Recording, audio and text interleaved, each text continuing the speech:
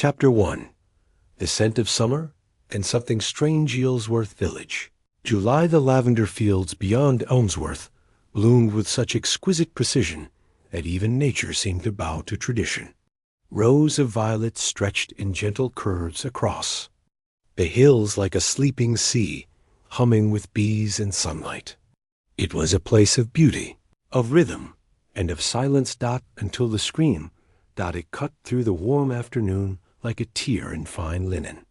Startled birds scattered from the oak trees. At the edge of the field, Mrs. Lydia Hawthorne, who had been clipping mint in her herb garden just across the lane, froze. For a moment she wondered if she'd imagined it. Some odd squawk of a magpie, perhaps. But then she saw her housemaid, Sally, running barefoot across the gravel path, apron flapping, face as white as milk. They found someone, Sally gasped. In the lavender, a body. And just like that, the calm of summer was shattered. The body was that of Mr. Arthur Pendleton, retired solicitor, noted birdwatcher, and, as it happened, widely disliked for reasons that people rarely said aloud, but often whispered after services at St. Luke's. He had been found lying between 2 rows of lavender, one shoe off, the other still on. A sprig of the plant clutched in his left hand, as if it might have been his last tether to life, or possibly, as Miss Marple would later observe to herself, placed there for effect. That same evening, in the corner drawing-room of her ivy-covered cottage, Miss Jane Marple poured herself a modest cup of tea and turned the dial on her wireless set. Classical music drifted out, violins dancing gently in the air, but her eyes were fixed on nothing, or rather fixed on everything. She had already heard the news. Several times, in fact. First from her gardener, who had it from the milkman, who heard it from Lydia Hawthorne's Sally. Then again from Reverend Colby, who came by just before sunset to check in, though his eagerness to discuss the very dark business rather gave away his true motive. He was found with his shoe off, the vicar had said, almost solemnly, as though that one detail held spiritual significance. Odd, don't you think? Quite, Miss Marple had murmured. What she did not say was that she had already begun her thinking. She always began with the little things, odd pairings, unnatural silence, the expressions people wore when they didn't know they were being observed. And of course, shoes. Shoes could tell you quite a lot about a person, or about what had been done to them. By morning, Elmsworth was ablaze with gossip. The Lavender Festival, set to begin that weekend, was immediately postponed, though not without protest from certain committee members, particularly Mrs. Daphne Gray, who insisted that Arthur Pendleton would have wanted us to carry on. Others, like gruff Mr. Bartlett from the post office, muttered that Pendleton had always been a cold fish and likely got himself into something sordid. And somewhere in the middle of it all, quietly and without drawing attention, Miss Marple took her customary walk through the village. She stopped to admire the church roses. As she always did, she paused to chat with young Johnny Thatcher, who was carving something dubious into the bark of a tree near the school gates. And then, without fanfare, she wandered toward the lavender fields. The police were already there. Of course, a pair of uniformed officers and Detective Inspector Owen Farrow, newly assigned to the area and determined to make a name for himself. Miss Marple watched from a polite distance as Inspector Farrow gestured toward the ground and muttered orders. His shoes were too clean for field work, she thought, and he had a habit of overspeaking, a sign, in her experience, of a man who needed to be listened to rather than one who earned it naturally. Suicide, he was saying to one of the officers. Or a stroke. The man was old, probably keeled over in the sun. The constable looked doubtful. But, sir, the bruising on the neck. Coincidental, Farrow replied briskly. Let's not make this more than it is. Miss Marple turned and walked quietly home. She didn't believe in coincidences. not where bruises and lavender were concerned. Chapter 2. The Lavender Committee. The morning after the discovery of Arthur Pendleton's body, the Elmsworth Village Hall buzzed with low voices and rustling straw hats. The Lavender Festival Committee, normally concerned with bunting lengths and cream scone supplies, had gathered in somber urgency. Miss Daphne Gray, who chaired the committee with an iron glove hidden in floral lace, tapped the table sharply with a silver teaspoon. "If we could all settle, please. This is not the time for speculation or theatrics. Arthur's passing is unfortunate, but I'm sure we can all agree that life in Elmsworth must go on." "She wants her name in the county life column," muttered Mr. Bartlett under his breath. A few heads turned, but no one challenged him. Miss Marple, who sat near the end of the long table beside the window, busied herself folding her gloves and said nothing. She had attended every lavender festival for the past 32 years, even the one disrupted by the hailstorm of '57, and she had never seen Daphne Gray speak so sharply. Nor had she ever seen Mrs. Elspeth Morley, Arthur's longtime neighbor, look quite so pale. "I still think we should postpone," Elspeth said gently, her voice just above a whisper. Out of respect, Daphne's lips pinched. "Arthur wasn't murdered, Elspeth. He collapsed. The inspector himself. But the bruising," someone interjected. "There's no confirmation of anything untoward," Daphne snapped. "And I, for one, think Arthur would have hated a fuss." That at least was true. Arthur Pendleton had detested fusses, particularly ones he hadn't orchestrated himself. After the meeting broke up, people drifted out into the sunlight, casting glances toward the lavender fields in the distance. Miss Marple lingered behind to pick up her handbag and gloves, but also to observe. She noticed how Daphne Gray avoided Elspeth's eyes, how Elspeth twisted the corner of her handkerchief until it looked nearly torn, and how Mr. Bartlett, for all his bravado, walked with unusually stiff shoulders, as though carrying a weight he didn't wish to discuss. As she stepped out into the lane, she met Reverend Colby coming the other way. "Ah, Miss Marple," he said. "Going home?" "Yes, I think so." "I've quite a bit to think about," she replied. "Quite the dreadful business, isn't it? Poor Mr. Pendleton. He was a difficult man, but no one deserves." The Reverend trailed off delicately. "Was he truly so difficult?" Miss Marple asked, her tone casual. "I always thought him rather lonely." The Reverend sighed. "That, too. He had no family left. Only that dreadful cousin who used to visit, Ronald, I believe. Always asking Arthur for money, if the talk at the Griffin was anything to go by." "Money?" she echoed. Pendleton had a decent pension and a tidy sum invested somewhere. Old Miss Partridge told me he once made a killing in war bonds." Miss Marple gave a soft nod. "Did he ever mention changing his will?"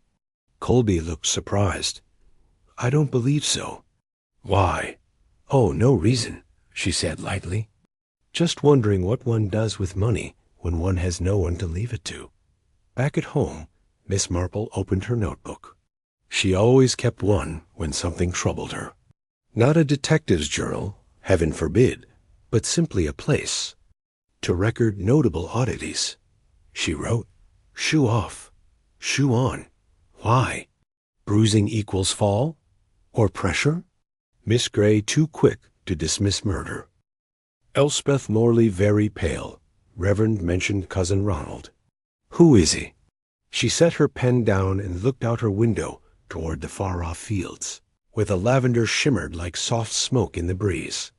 There were stories hidden there, she was certain. Perhaps more than one. And the footsteps. Whoever had walked into that field with Arthur Pendleton. They had not walked back out the same way. Chapter 3. A quiet conversation at the Griffin. The Griffin was Elmsworth's only pub. A creaky old building with warped floorboards, fading horse brasses above the fireplace, and regulars who drank their ale at the same time, in the same chairs, every day of the week. It was also the unofficial news exchange of the village dot by late afternoon. The talk of Arthur Pendleton's sudden death had fermented like the cider barrels in the cellar, ripe and bubbling with theory. "I'm telling you," said Frank. Pelham, the butcher, slapping his pint down. He had enemies. He sued half the village for property boundaries. "Do you remember that mess with the vicar's wall?" "That was just legal nonsense," muttered old Ted Clayton. "You can't murder a man for being an ass."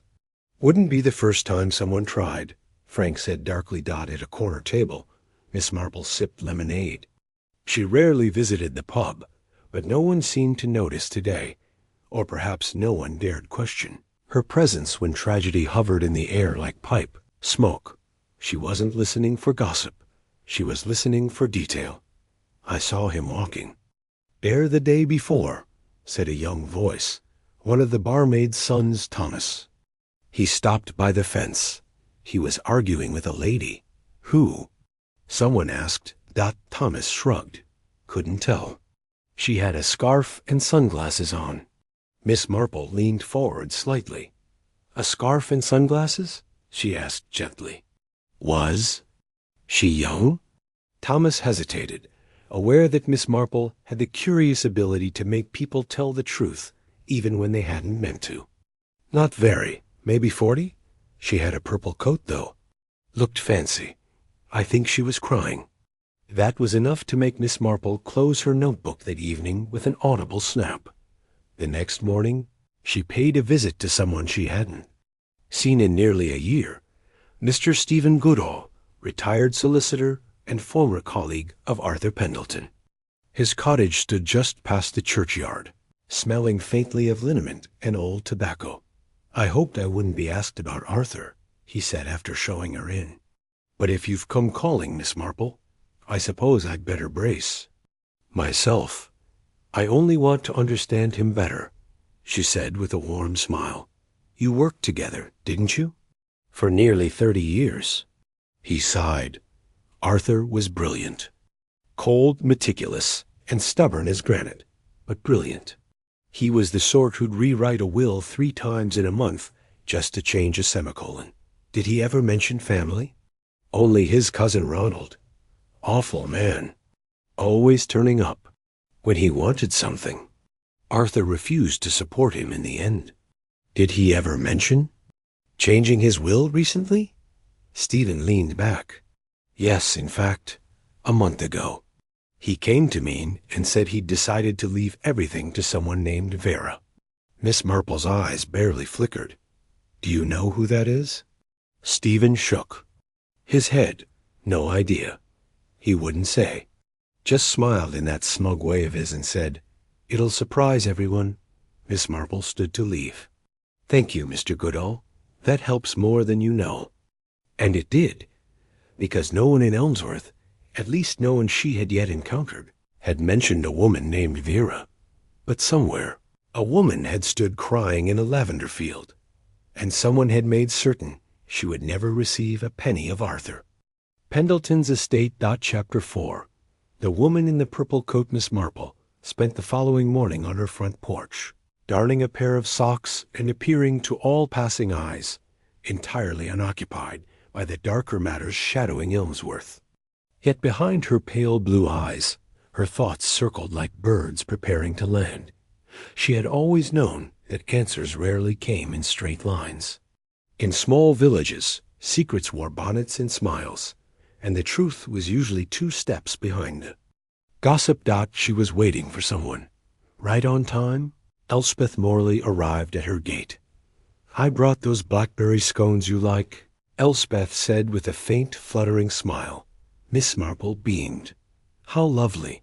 Come, sit. The lavender's so sweet this morning you'd almost think the world had never known sorrow." They sat in wicker chairs with a tray of tea between them. Elspeth stirred hers in small, distracted circles. "I suppose everyone's talking," she said at last. "I'm afraid so. Though most people are saying things they don't really mean. I don't know what to say about it. Elspeth whispered. Arthur wasn't an easy man, but he didn't deserve that. Miss Marple nodded slowly. I was wondering, did you know a woman named Vera? Elspeth flinched so slightly that most would have missed it. Miss Marple did not. Why do you ask? No reason. Just a name I came across. Arthur was seen speaking with a woman near the field. A woman in a purple coat. For a moment, silence hung between them like mist. Then Elspeth looked down at her hands. Vera Hargreaves, she said quietly. She was.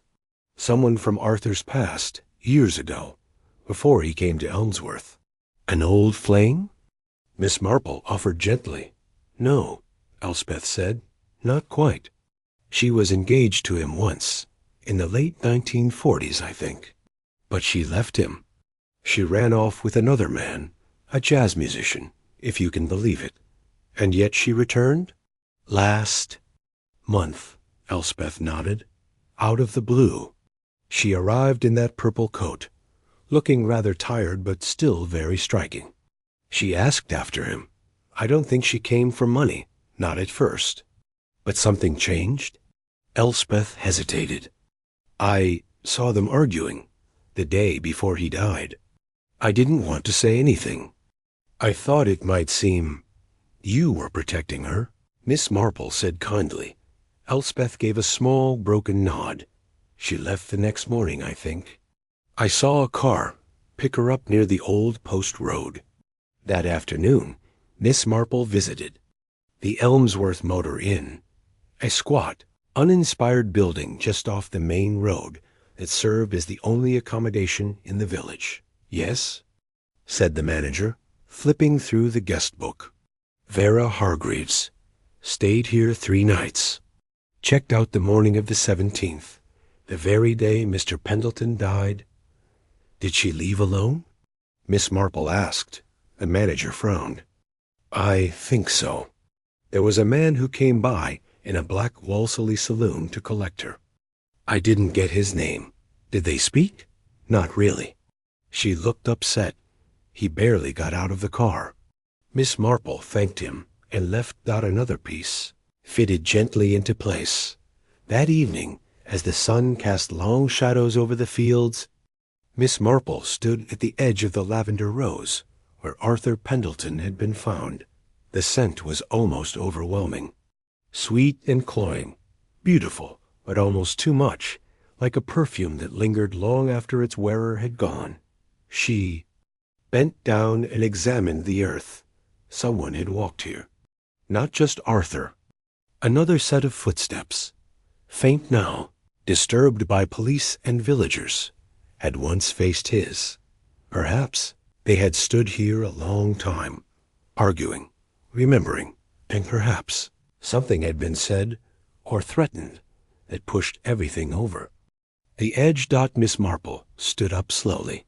Somewhere between love and regret, someone had found reason for murder. Chapter 5. The wrong man in the right car. Detective Inspector Owen. Farrow was beginning to feel the weight of Elmsworth's lavender-scented. Quiet. He was used to city cases, burglaries, domestic rows, the occasional stabbing after closing time. But here, everything was slower, hidden behind village courtesies and teacups. He didn't trust it. Still nothing suspicious in the postmortem? He asked Constable Linton that morning, pacing in front of the modest station. Cause of death confirmed as asphyxiation, sir. Manual pressure to the throat. No sign of a fall. No signs of stroke or natural cause. Farrow narrowed his eyes. So we're officially dealing with murder, which means someone's lying.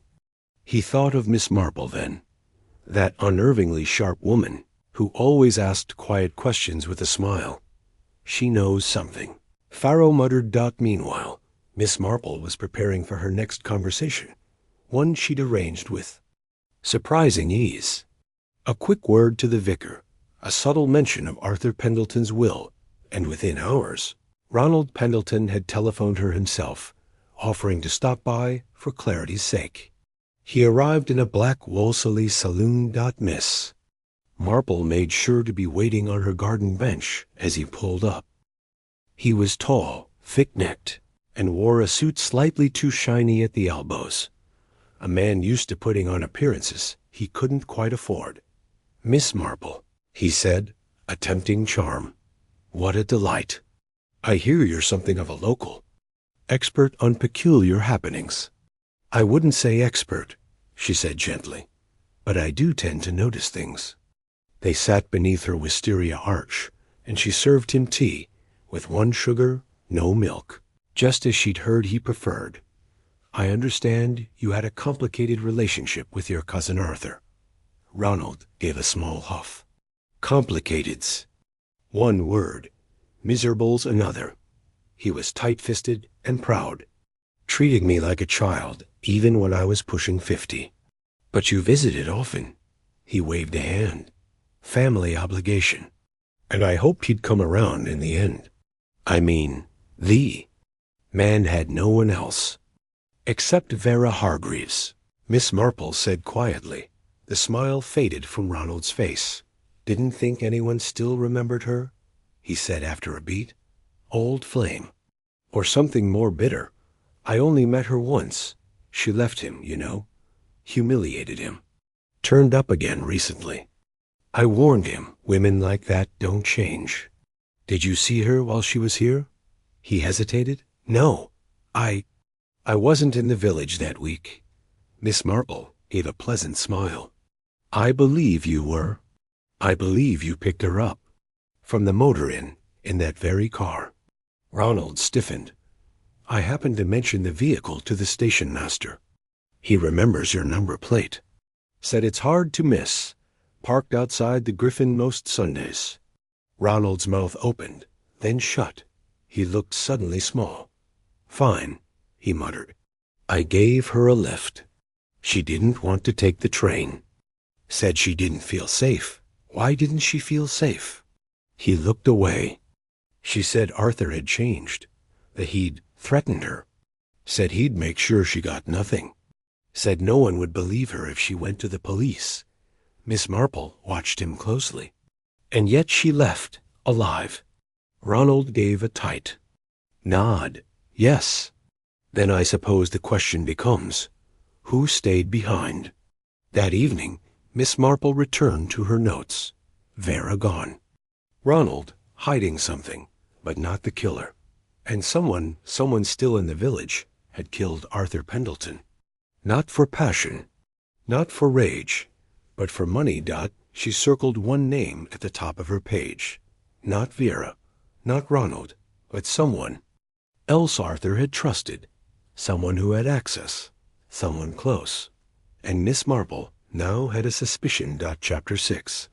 A garden, a letter, and an alibi too perfect. The gardens of Pendleton House had grown wild in the weeks since Arthur's death.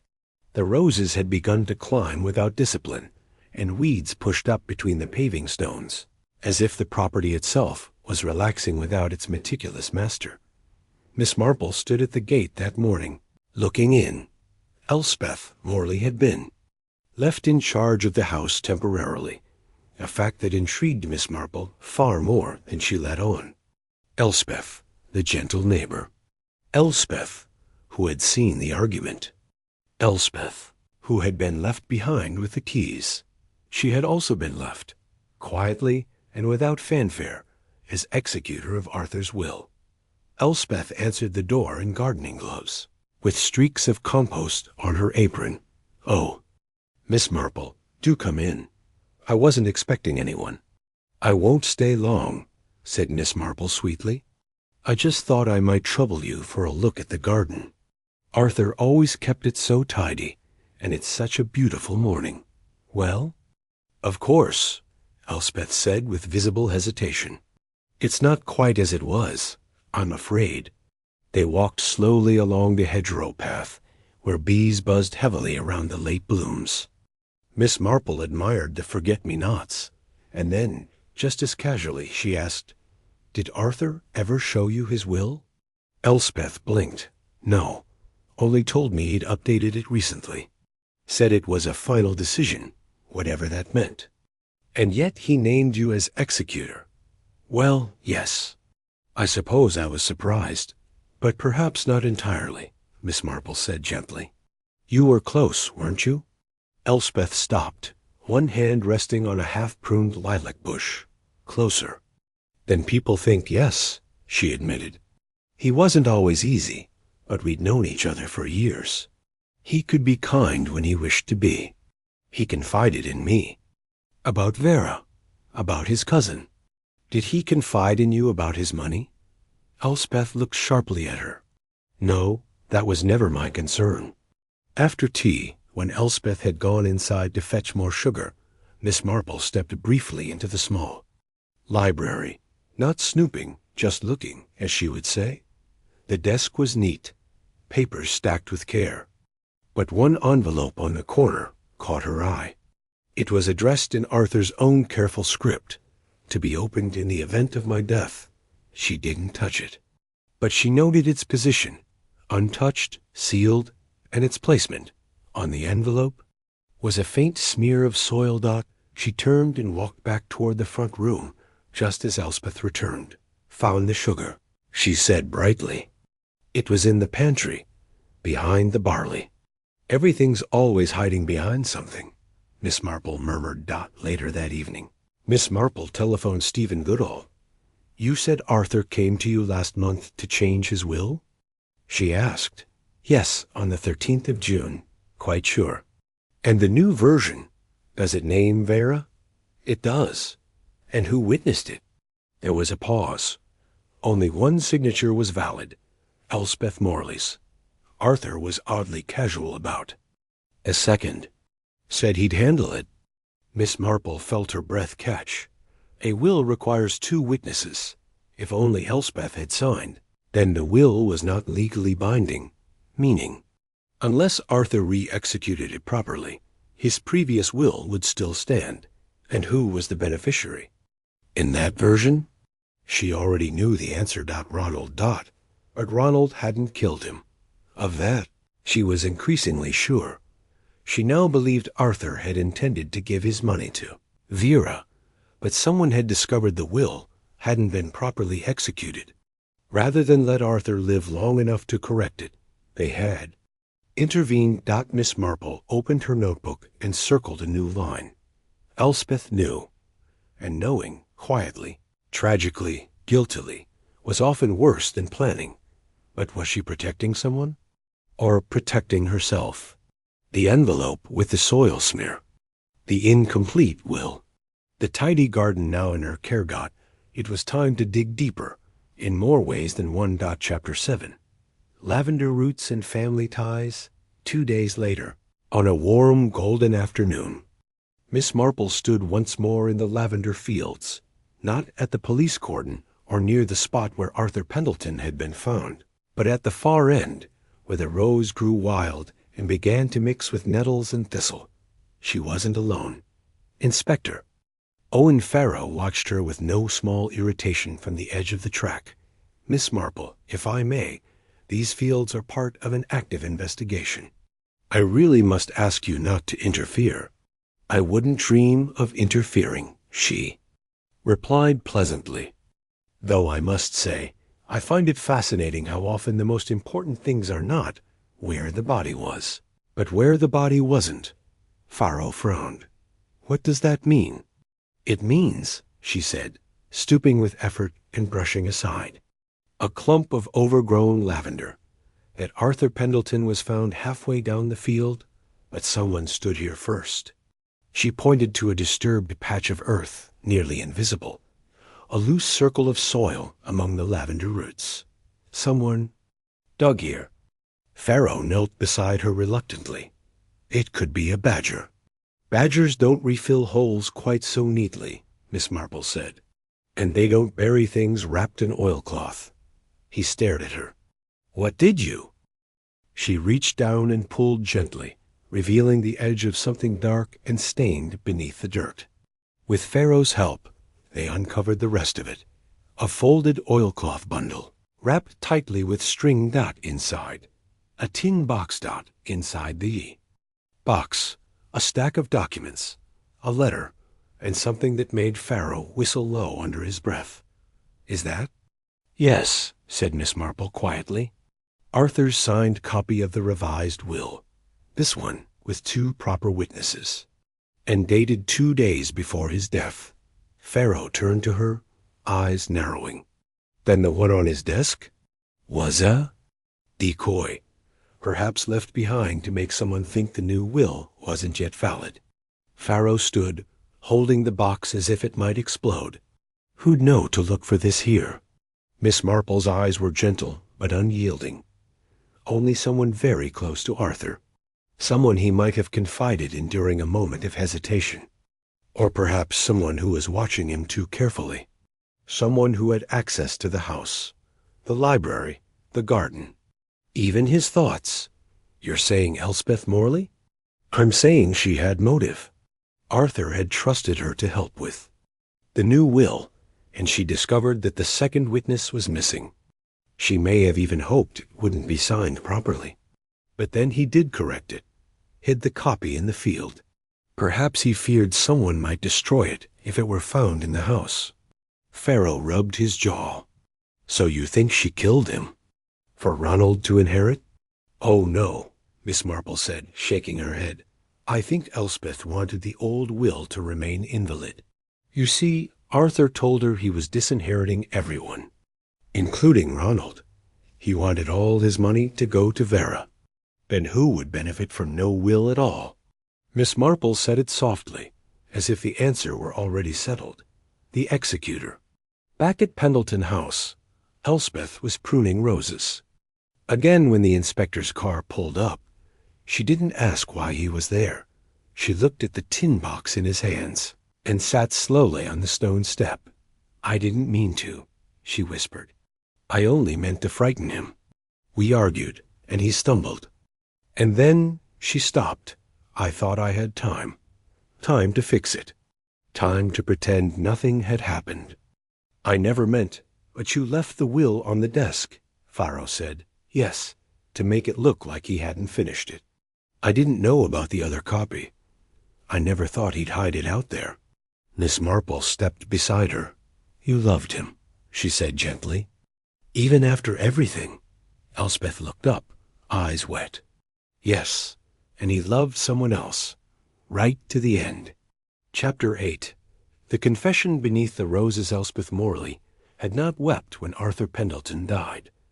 Not at the news. Not at the body in the field. Not when she took possession of the keys, or when the police asked her quiet, polite questions.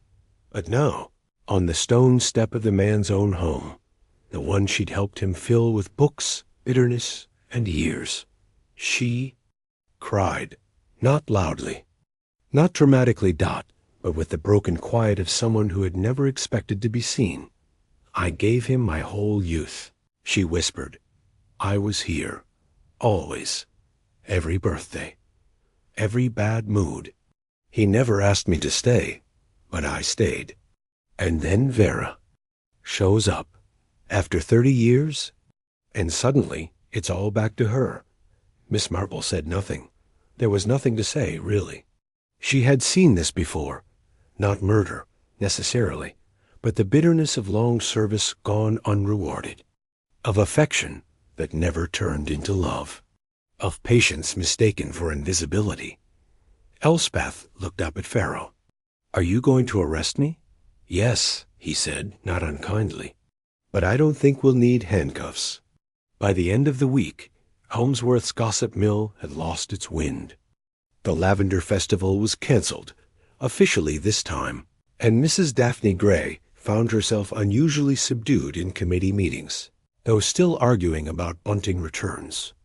The official story was this: Elspeth Morley, executor of the late Arthur Pendleton's estate, had been arrested in connection with his murder after inconsistencies in the will were discovered. Unofficially, the story varied. Some said she poisoned him. Untrue. Others claimed she confessed to hiding a lover in the cellar. Wildly untrue. And one rather imaginative version had her caught in a tryst with Ronald Pendleton behind the vicarage hedge. Miss Marple nearly choked on her biscuit at that one. But as ever, the truth was simpler, and sadder. Miss Marple knew that Elspeth had not planned to kill Arthur. But when the moment came, when he said he would leave everything to the woman who'd once humiliated him, and worse, who had returned to accept his affections, Elspeth had cracked. She saw everything she'd given him, all the waiting and steadiness and care, swept aside. So she had done what she thought she could live with. And, as always, she had miscalculated. On Sunday, Vera Hargreaves returned. She came quietly. No funeral, no claims. Just a visit to the churchyard, and a single flower placed on a headstone not yet carved. Miss Marple met her outside the lich gate. "You came," she said softly. "I didn't know where else to go," Vera replied. Her purple coat was gone. Now she wore gray. She looked tired, not from guilt, but from living too long with a regret that hadn't faded. "He loved you, in his way," Miss Marple said. Vera gave a small smile. "Yes, but not well." They walked a little way together. "You were right to leave years ago," Miss Marple added. Vera stopped walking. "I didn't leave because of Arthur. I left because I wanted to be seen, to be myself. He was a man who wanted a life he could arrange like chess pieces. I just didn't want to be a pawn."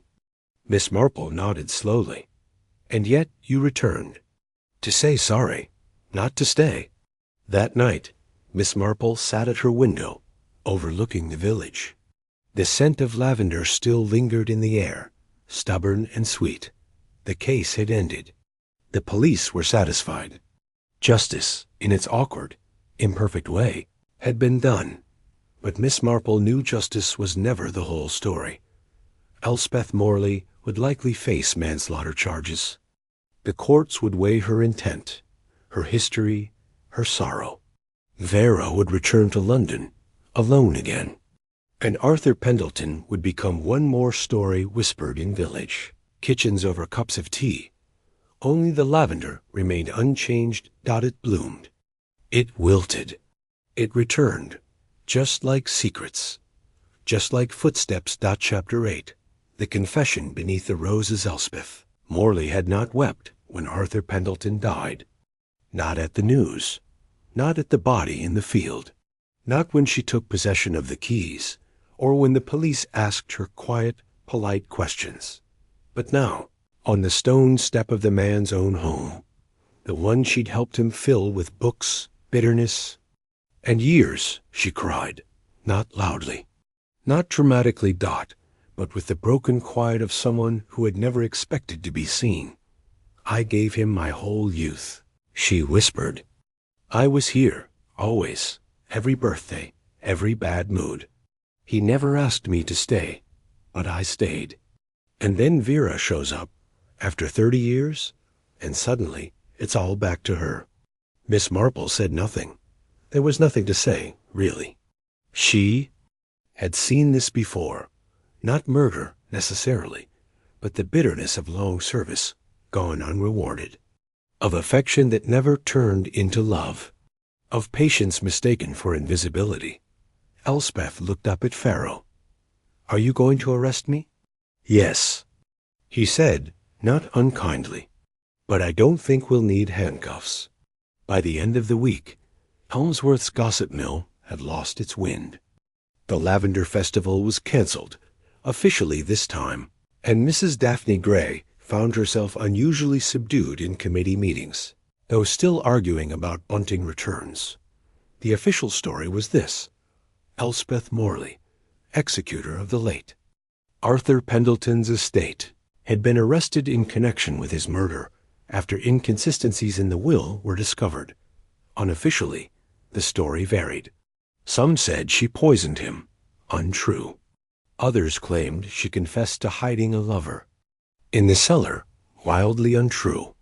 And one rather imaginative version had her caught in a tryst with Ronald Pendleton behind the vicarage hedge. Miss Marple nearly choked on her biscuit at that one. But as ever, the truth was simpler, And sadder. Miss Marple knew that Elspeth had not planned to kill Arthur. But when the moment came, when he said he would leave everything to the woman who'd once humiliated him, and worse, who had returned to accept his affections, Elspeth had cracked. She saw everything she'd given him, all the waiting and steadiness and care, swept aside. So she had done what she thought she could live with. And, as always, she had miscalculated. On Sunday, Vera Hargreaves returned. She came quietly. No funeral, no claims. Just a visit to the churchyard, and a single flower placed on a headstone not yet carved. Miss Marple met her outside the lich gate. "You came," she said softly. "I didn't know where else to go," Vera replied. Her purple coat was gone. Now she wore gray. She looked tired, not from guilt, but from living too long with a regret that hadn't faded. "He loved you, in his way," Miss Marple said. Vera gave a small smile. "Yes, but not well." They walked a little way together. "You were right to leave years ago," Miss Marple added. Vera stopped walking. "I didn't leave because of Arthur. I left because I wanted to be seen, to be myself. He was a man who wanted a life he could arrange like chess pieces. I just didn't want to be a pawn." Miss Marple nodded slowly. "And yet you returned." "To say sorry, not to stay."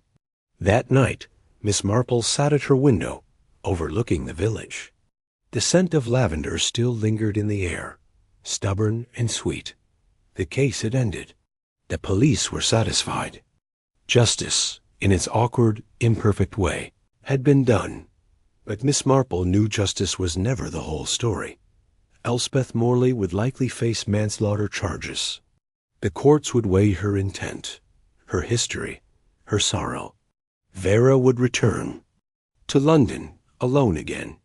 And Arthur Pendleton would become one more story whispered in village kitchens over cups of tea. Only the lavender remained unchanged. It bloomed. It wilted. It returned. Just like secrets. Just like footsteps.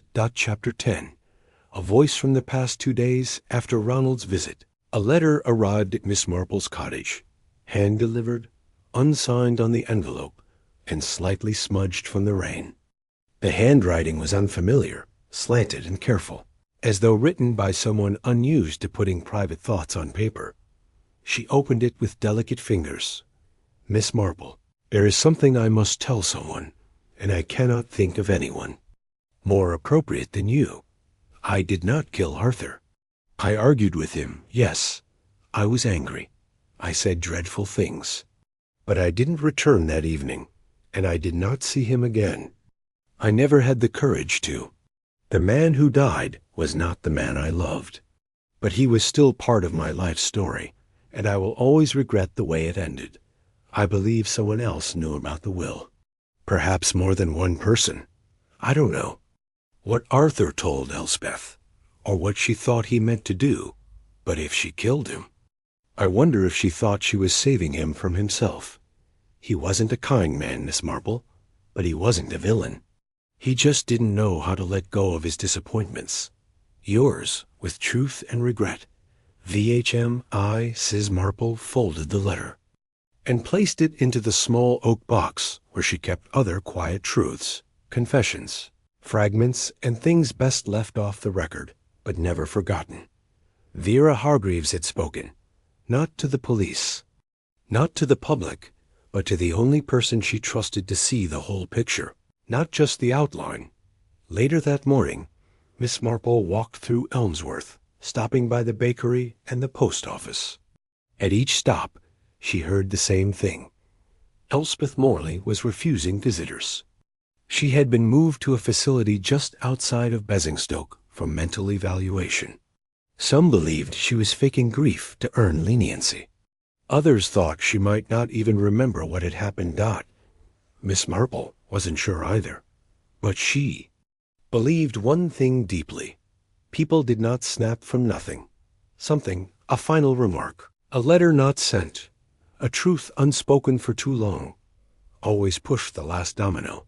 That evening, Miss Marple was sitting in her parlor when young Thomas, the barmaid's son, knocked on her door, clutching a crumpled piece of paper. "I found this," he said, "in the hedge near the field. I thought it was just rubbish, but then I saw the writing." Miss Marple took it and smoothed it carefully. It was a page torn from a diary. Arthur's handwriting, unmistakable. July 16th. "I've hidden the final copy. It's done. I couldn't trust Ronald nor Elspeth. Vera, I want her to know I still believe in her. Maybe she forgive me for all those years. I'll tell Elspeth soon. But not yet. She's been acting strangely. She's watching me too closely." Miss Marple closed her eyes for a moment. He had known, and he had waited too long. As the clock struck 9 that evening, Miss Marple sat at her window once again, the village dark but peaceful. The story was nearly complete. A man who wanted to correct the past, woman who waited too long for something that would never come, and another woman, long gone, who had only ever asked to be seen. So much sadness hidden beneath lavender blooms. And yet Miss Marple knew. From sadness often came clarity. Sometimes that was the only kind of justice a village could bear. Chapter 11. The vicar's puzzle. By midweek, the storm clouds had cleared, and Elmsworth was once again bathed in that peculiar golden light only small English villages seemed to receive. The lavender had begun to dull, its summer brilliance waning into mauve-gray tips. Miss Marple walked to St. Luke's with her gloves tucked neatly in her handbag. She had received a note from Reverend Colby asking for a brief but delicate consultation. When a vicar in Elmsworth asked for such a thing, it never concerned flower rhodas or hymn selection. She found him in the vestry, polishing a brass plaque with more enthusiasm than necessary. "You said you had a puzzle?" she asked. "Yes," he said, setting the cloth down and gesturing for her to sit. "It's about a confession, of sorts." Her eyes flickered. "Not Elspeth?" "No, someone else." He paused, choosing his words carefully. "A man, younger than Elspeth, not a parish regular, came in during the Thursday service, stayed behind afterward. He opened a drawer and withdrew a folded note. I helped her. She didn't ask me to. I destroyed something that could have proved her guilt or saved her from it. I don't know what to do." "No signature?" Miss Marple asked. "None." She examined the handwriting, rough, confident, slanting slightly to the left. "Do you know this hand?" she asked. "I think it may be Ronald Pendleton's," Colby admitted. "But I can't be sure. He used to write checks here for the church fund. The loops look familiar." Miss Marple tapped the note with a gloved finger. "Destroyed something." She stood slowly. "May I take this?" "I trust your judgment." That afternoon, Miss Marple paid a visit to the Griffin. Ronald Pendleton was seated at his usual corner table, sipping a cloudy pint and feigning a cheerfulness that did not reach his eyes. "You've had a busy week," Miss Marple said, sliding into the seat opposite him. Ronald grunted. "Too much village drama. I may head back to London for a while." "Oh, you'll be missed." He raised an eyebrow. "Doubt that." She leaned in slightly. "Ronald, there's no need to keep protecting her." His expression didn't change, but his eyes sharpened. "I don't know what you mean. She confided in you, didn't she? Or perhaps you found something in Arthur's study, the real second will, maybe, and you destroyed it. Thought it would spare her prison, or save your own reputation." Ronald set his pint down carefully. "What difference does it make? Now? She's already been charged? Because the court will decide her fate based on what they know. And if they think she acted alone, in cold blood, she faced the worst. But if she was provoked, manipulated, even the sentence may be lighter." Ronald looked away. "I didn't want her to suffer more," he said finally. She was the only one who ever treated me like I mattered. I found the will before the police did. Burned it in the garden shed. I knew what it would prove. Miss Marple nodded slowly. And the letter Arthur wrote, the one young Thomas found? I didn't know he'd written it. If I had, I'd have burned that too.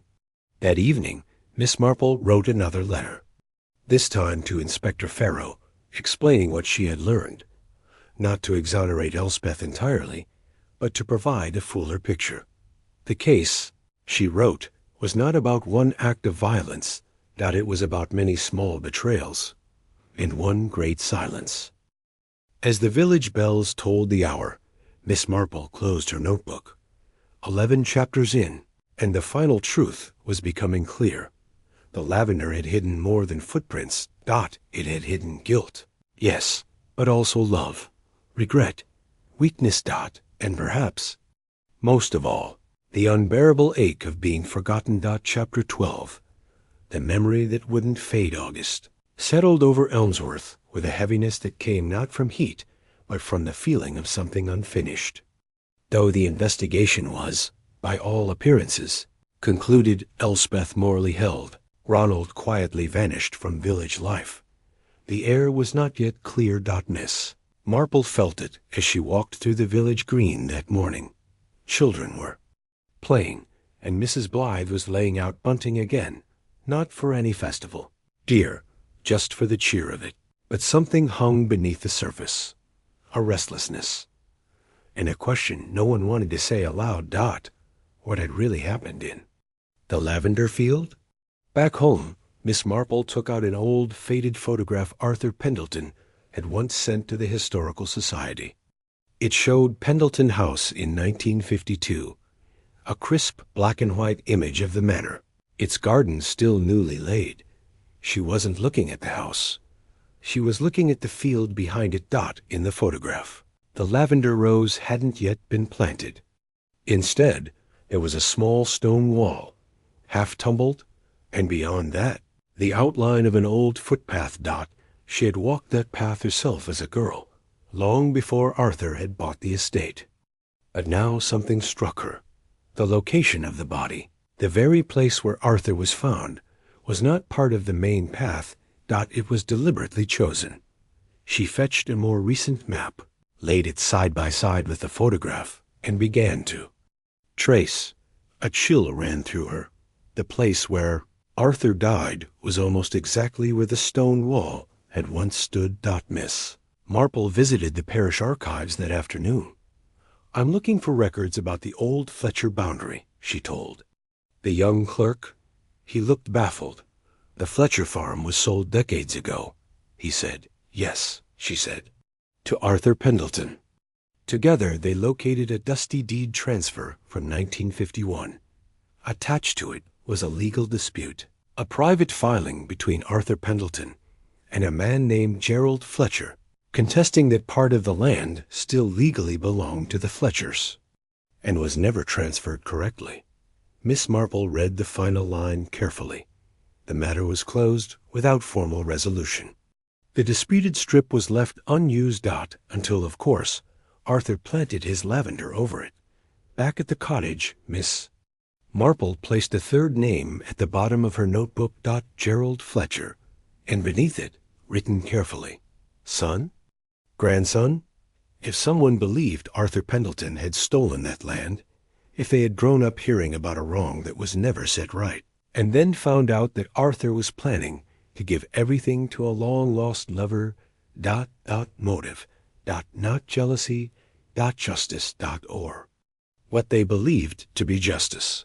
That night, Miss Marple visited the post office. Mr. Headley, she asked the clerk, do you recall who's living out by the east gate of the old Fletcher orchard now? That'd be young Matthew Fletcher, I think. Works odd hours, rarely in church, keeps to himself. Miss Marple smiled gently. I think I'll bake a plum cake, she said, and perhaps deliver it to a neighbor I've neglected far too long. As she walked home, the smell of lavender rose faintly on the breeze.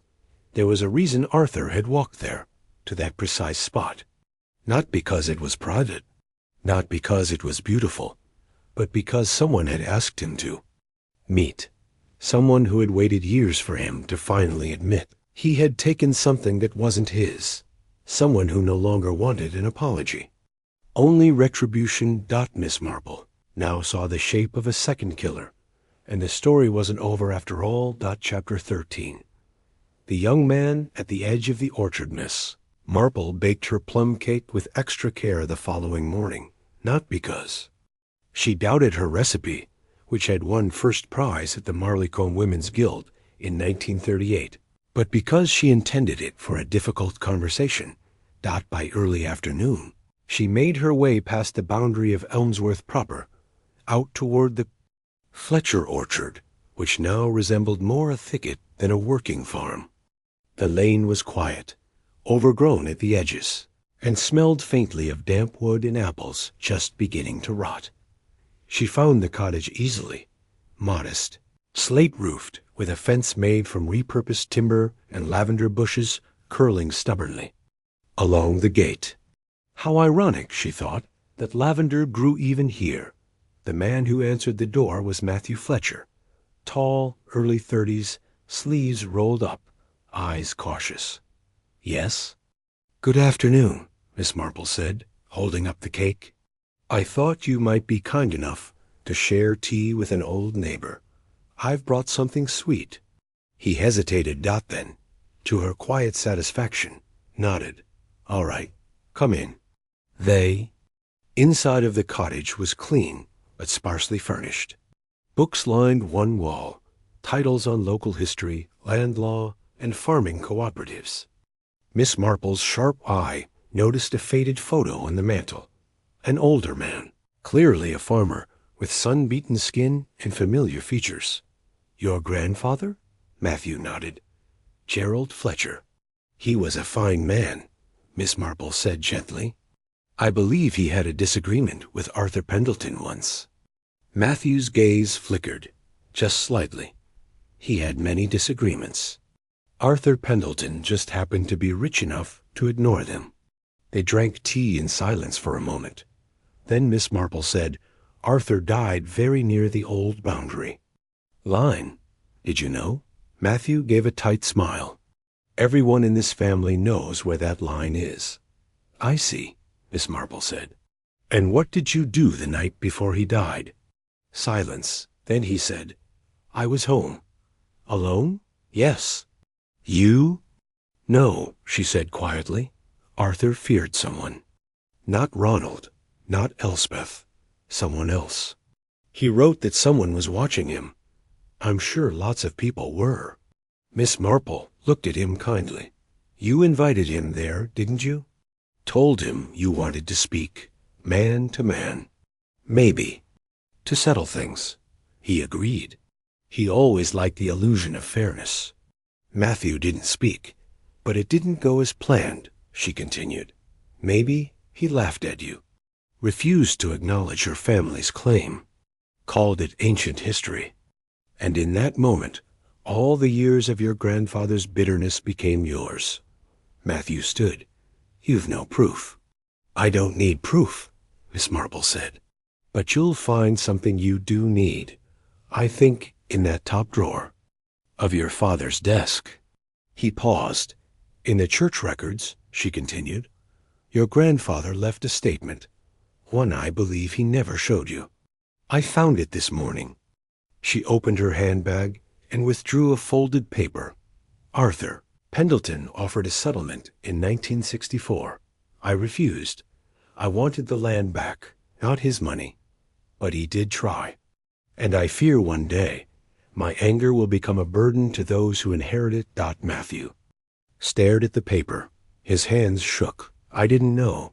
He whispered. Miss Marple rose, leaving the untouched plum cake on the table. No one ever does, she said softly, until it's far too late. That evening, Inspector Farrow received an unexpected visitor at the station. Matthew Fletcher, pale but composed. He brought with him a signed confession, not of murder, but of coercion. The meeting, the threat, the rage. He swore he had left Arthur alive, that something in Arthur's heart, or mind, or conscience, had broken Dot, and whether it was Matthew or fate that caused his final breath to vanish beneath the lavender, the law would now have to decide. Dot at home, Miss Marple made herself a second cup of tea and listened to the evening bird song. Truth, she thought, was rarely simple. Sometimes it came in waves, and sometimes, like this time, in layers. Arthur Pendleton had died in a field full of beauty, but it wasn't beauty that killed him. It was memory, inheritance, the things people carry that aren't written into any. Chapter 14. A case closed, and yet, the village of Elmsworth was settling once more into its well-practiced rhythm. Children returned to school with sunburnt arms and stories of bees in the lavender fields. The church bells chimed again, this time for weddings and harvest blessings, not funeral hymns. And still, Miss Marple watched. She had seen too many tidy endings unravel. At the cottage one morning, Miss Marple received a visit from Inspector Farrow. He was dressed more smartly than usual, the creases of his coat sharp, his mustache trimmed. He looked not like a man bringing trouble, but one delivering a decision. "We've received a full statement from Matthew Fletcher," he said, settling into her sitting-room chair like someone finally permitted to rest. "He's taken responsibility for luring Arthur out there. Threatened him. Nothing violent, he says, but intense enough to provoke some sort of episode. The post-mortem was clear about stress and cardiac strain. So Elspeth Morley didn't kill him," Miss Marple said calmly. No, she believed. She did, but all the evidence now suggests Arthur died shortly after that meeting with Fletcher. Elspeth arrived later, perhaps to plead, perhaps to confront.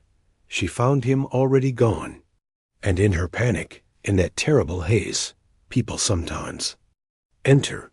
She tried to protect his reputation, perhaps even her own. Miss Marple sighed. Two people haunted by a man who never truly gave either of them peace. Farrow nodded slowly. "We're not charging either of them, not formally.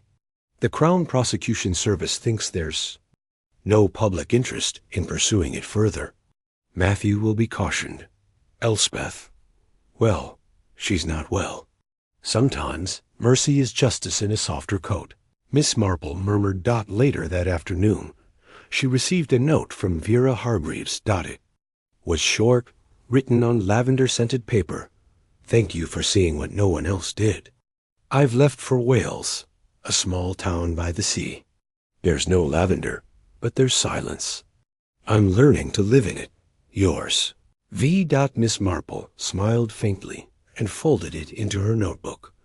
But that evening, as she took her stroll around the green, she felt something more subtle than satisfaction. A question remained. Why had Arthur planted lavender at all? It was never a crop he spoke of fondly, not practical, not profitable. Thought of the land, that disputed strip, and how he'd refused to return it, but never used it for building. Only lavender. Not out of beauty, or even pride. Perhaps it was guilt. Perhaps planting those rows over someone else's past was his way of forgetting. And perhaps the reason he died there, in the very center of it, was not fate. It was inevitability. As the sun set, casting violet light over the now wilted field, Miss Marple stopped by the gate. She placed a single white rose in the soil. "Not for Arthur," she said softly, "for the peace he never gave, but somehow still deserves." Then she turned and walked back into the village, where the lamps were being lit, and the world, as always, carried on. Chapter 15. Tea with an unspoken truth. A week passed. Rain came and went. The lavender stalks turned dry and silver, their fragrance thinning, but not vanishing entirely. Autumn whispered at the edges of the Hegerows. And Elmsworth, having fed on gossip and tragedy for a month, grew quiet again. But Miss Marple, for all her skill at putting things in order, could not quite put this case away. Not yet. On Thursday, she received an unexpected invitation from Ronald Pendleton.T, if you'll allow it. One last conversation. I promise not to lie this time. She arrived at the small cottage on the village's edge, the one he'd rented years ago, hoping perhaps to re-establish himself in Elmsworth as something more than Arthur's unwanted relation. He greeted her at the door with a look that was neither ashamed nor proud. "Just tired. I'm leaving," he said, once they were seated. "Truly this time, I've found work in Glasgow, teaching literature. They don't know who I am up there." Miss Marple stirred her tea. "That's often the best way to start." Again, Ronald nodded. "Before I go, I thought I ought to tell you something." She looked up gently. "It wasn't Elspeth who told me about the will," he said. "It was Arthur." Miss Marple's spoon paused. "I visited him that morning. We argued. He told me he was leaving everything to Vera, said I was a parasite, said Elspeth could handle the aftermath. I lost control, said some ugly things. I may have pushed him." "You pushed him?" "Not hard, but enough. He didn't fall. Just looked at me like I was a ghost."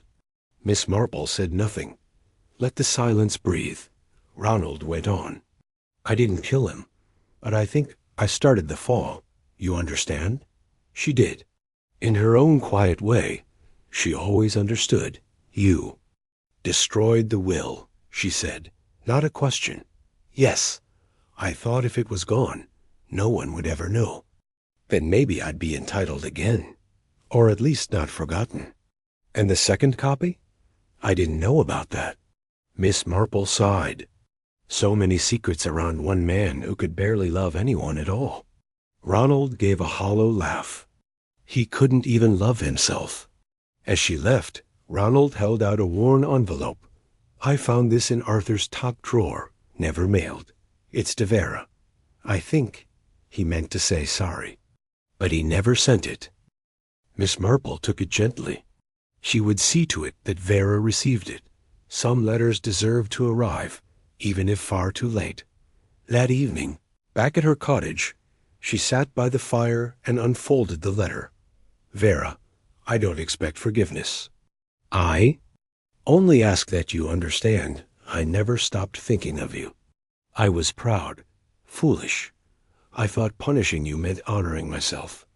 You were right to leave, and I was wrong to chase shadows. I hope the lavender grows sweeter this year. I planted it for you, though I never said so. I didn't know how to say the important things. I hope this letter finds you, even if I never do." Arthur. Miss Marple folded it again, and finally, for the first time since the murder, she let herself weep. Not for Arthur, but for all the things people carry for years, until it's too late to set them down. Chapter 16. The final visitor, the first true chill of autumn settled over Elmsworth the following morning. The trees, once heavy with green, had begun their slow fade into bronze. In the gardens behind Miss Marple's cottage, the last of the bees hummed lazily. Reluctant to give up the fading blooms. Miss Marple spent the morning making her usual preserves, plum and elderberry this time, a soothing ritual that allowed her mind to move freely. She was no longer thinking about guilt or innocence. That part was done. But she was thinking about consequences and about what people leave behind. So she was not surprised when, just after lunch, there was a knock at the door. Standing there, raincoat folded over one arm, was Elspeth Morley. She looked older somehow. Not ill, the sort of aging that comes from a soul that's been unburdened, even if the weight had left bruises. "Elspeth," Miss Marple said warmly. "Come in. Sit down. I've just made tea." They sat in the parlor, the fire quietly crackling. Elspeth took the teacup in her hands like it was something sacred. "I wanted to thank you," she said. "And to apologize. There's no need for either." "Oh, there is," Elspeth insisted. "I thought I was doing something noble." I thought protecting his memory, or my version of it, was what he would have wanted. You weren't the first to think that, Miss Marple said softly. Elspeth looked into her tea. He made us all believe he needed us, that we were the only ones who truly understood him. Miss Marple smiled, though there was no humor in it. That's what the very worst kind of selfishness does. It dresses itself as loneliness. They sat in silence a moment longer, the kind of silence shared only by women who've known the same kind of hurt. And Elspeth reached into her handbag and pulled out a small, faded velvet box. I wanted you to have this. Inside was a brooch, a delicate silver piece in the shape of a sprig of lavender. It belonged to his mother, Elspeth said. She gave it to me once after a supper when I was 17. Arthur didn't know. She said I had quiet eyes and that I'd need something beautiful one day to remind me of myself. Miss Marple was touched. It's lovely. I can't wear it anymore, Elspeth whispered. But you understand things others don't. Maybe it will speak better in your hands than it ever did in mine. Miss Marple placed the brooch gently on the windowsill beside her. Knitting basket, not a trophy, not a keepsake, not just a symbol of a life that was seen. Even if too late. As dusk fell and Elspeth left, Miss Marple stood at the gate watching her go. Lavender field, just visible beyond the hedge, swayed in the autumn breeze. Dried now, its color muted, but still fragrant. The season had turned, and so had the story. In her notebook that night, Miss Marple wrote a single line. Some truths aren't for the courts. They're for the heart. Chapter 17. The Lavender. Still, Whisper Ellsworth was quiet. Too quiet, some would say, though Miss Marple found its silence peaceful after the whirlwind of inquiries, arrests, and confessions. The gossip had thinned, worn out like old wool. Even Mrs. Daphne Gray, chief keeper of the village rumor mill, had run out of fuel. But not Miss Marple. She had learned that when a case seemed finished, that was when the last, strangest pieces often drifted into place. And one had just arrived. It came in the form of a small envelope, posted from Bristol, addressed in a shaky hand to Miss Jane Marple, St. Mary Mead, care of Elmsworth Parish, England. Inside was a single sheet of paper, typed, precise. No signature. You were right. He was afraid of something. But it wasn't Fletcher, or Ronald, or even death. He was afraid of being forgotten. And he thought that if someone killed him, truly killed him, the story would outlive the man. But he underestimated you. Thank you for finishing it properly. Miss Marple read the note twice, then carefully folded it and placed it beside Arthur's letter to Vera. The note could have come from anyone, someone in the village, perhaps Vera herself, or a third party still unknown. But its tone was unmistakable. Not grief, not guilt, not relief. Someone, somewhere, had carried a burden of silence for years. And now that Arthur Pendleton's legacy had been rewritten, from a man of estate to a man of fragile vanities, they were free to let go. That afternoon, Miss Marple visited the lavender field for the first time since summer's end. The stalks were silvered now, their scent more subtle. Dry pods rattled gently in the breeze. The place no longer smelled like promise, or seduction, or memory. It smelled like closure. She walked the length of the field, stopping at the exact spot where Arthur Pendleton had been found. There was no marker, no cross. Nothing left to say he had died here, and perhaps that was for the best. Some people live for monuments, but Arthur had lived in the expectation of legacy. Not love. Not forgiveness. Just the hope that someone someday would call his name and remember it kindly. But Miss Marple would not grant him that. She stood quietly, a figure in gray among the ghosts of purple, and whispered not his name, but Elspeth's, and Matthew's, and Vera's, and even Ronald's, because they were the ones left. behind, the ones who had loved, however imperfectly, the ones who had suffered, the ones who had changed. As she turned to leave, Miss Marple plucked a single stem of lavender. She placed it in her notebook, between the pages marked Chapter 1 and Chapter 2. Not for scent, but for truth. Chapter 18, Echoes in the Parlor. Next morning brought with it a rare quiet, the kind of stillness Miss Marple had always believed only came after something truly momentous had passed. No letters, no visitors, only the gentle tick of the mantel clock and the rustling of a robin in the ivy outside. And yet, in the calm, her thoughts stirred. Had it truly ended? Or had she simply stopped asking the last question? She sat in her parlor, the fire unlit, air cool and clear. On the table lay her worn notebook, the lavender stem now pressed between its early chapters. She ran her fingers over its spine and flipped to the most recent page. In her precise script was a question she'd scribbled the night before. Why did Arthur choose that night? Not where, that had been answered.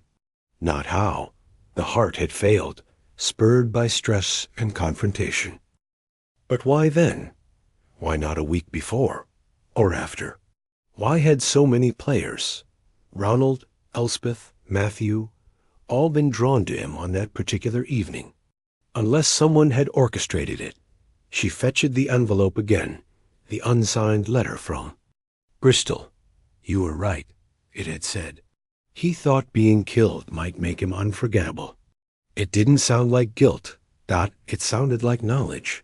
Someone knew Arthur expected something to happen that night, and let it happen. Miss Marple took her shawl and made her way toward the old rectory, not to speak with Reverend Colby, but to examine something she'd nearly forgotten, the visitor's log.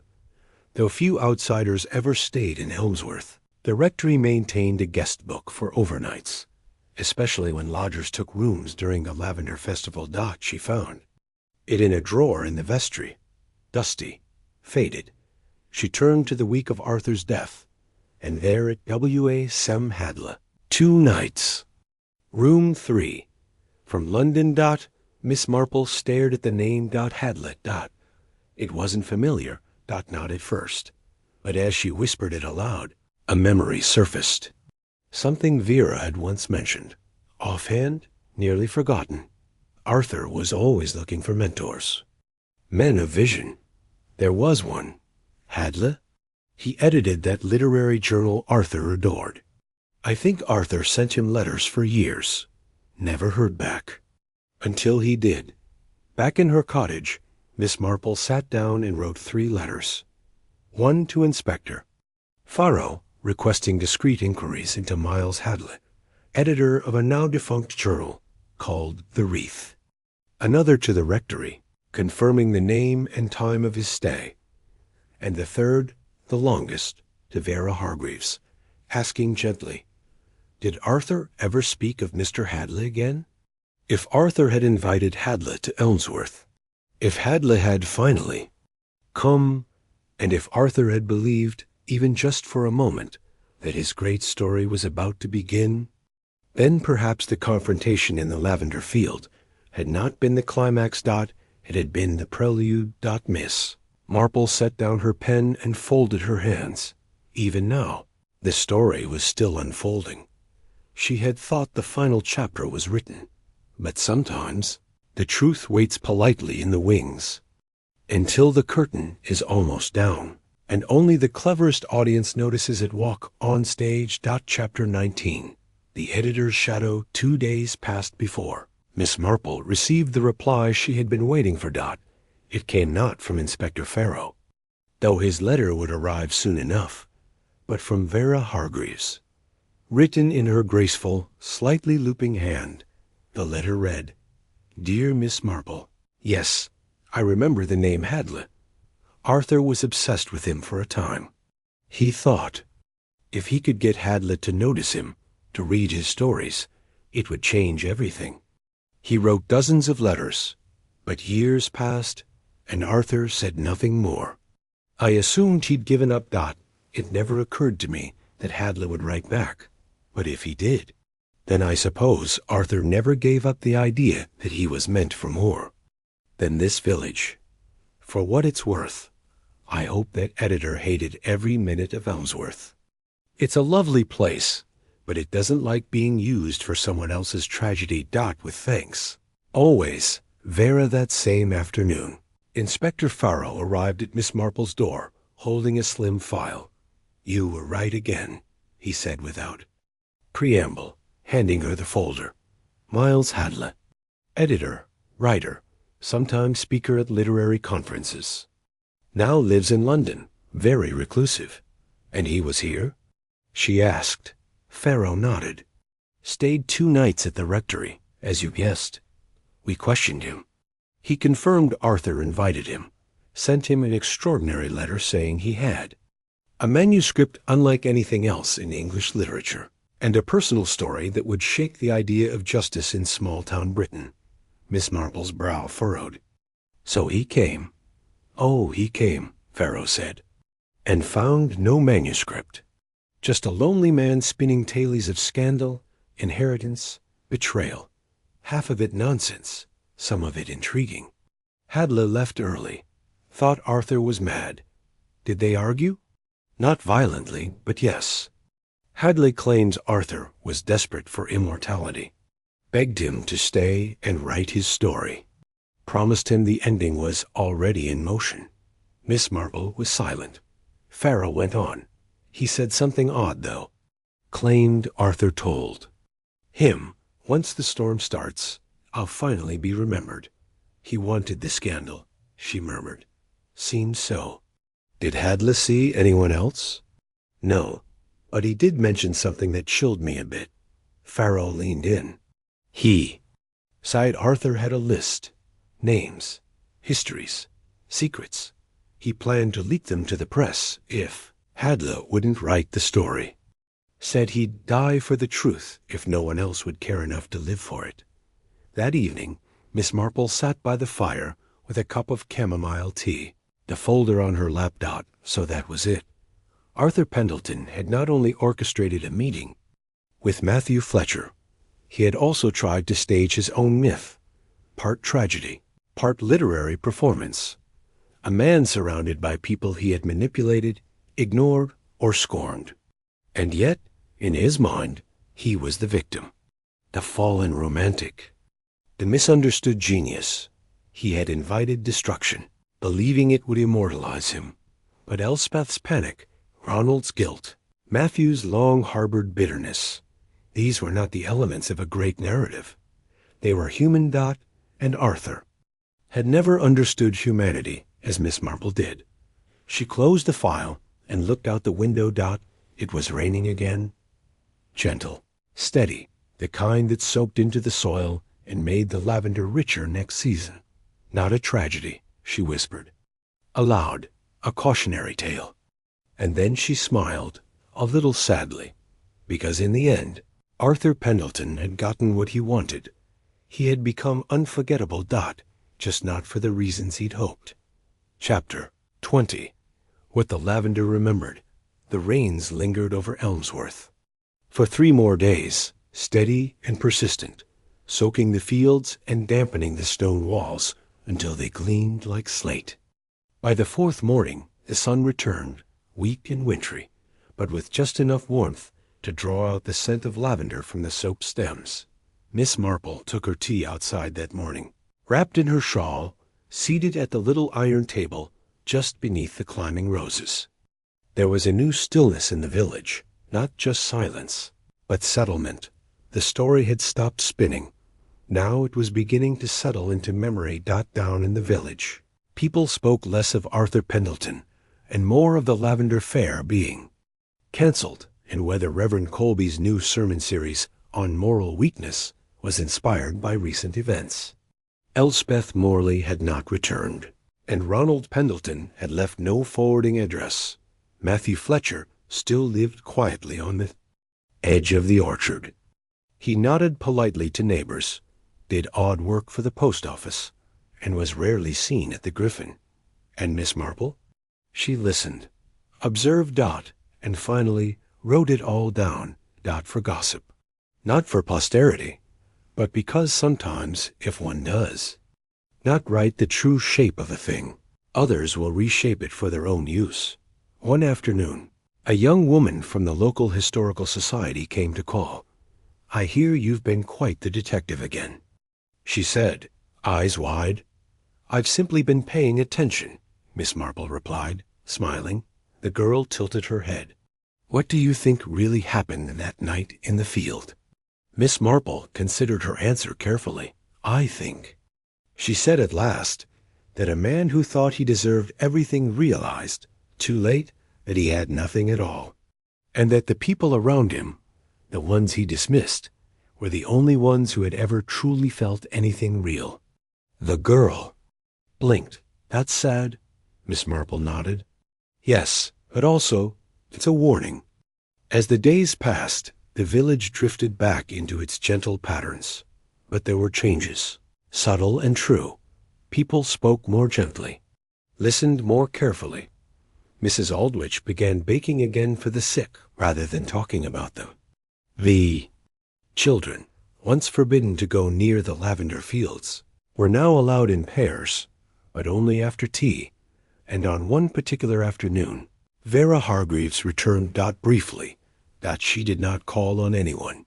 She left a single bouquet, lavender and rosemary, on the Pendleton gate, tied with a note that said only, "Let it end." Miss Marple found the gesture perfect, not traumatic, not cruel, just final. And that night, in her diary, the one she never shared, Miss Marple wrote her last words on the matter. It was not a murder. In the end, it was a man undone by the story he tried to write himself into, and others who lived more honestly left behind the only thing that truly mattered. Truth wrapped in pain, but free at last from performance. The lavender will grow again, and this time no one will lie beneath it.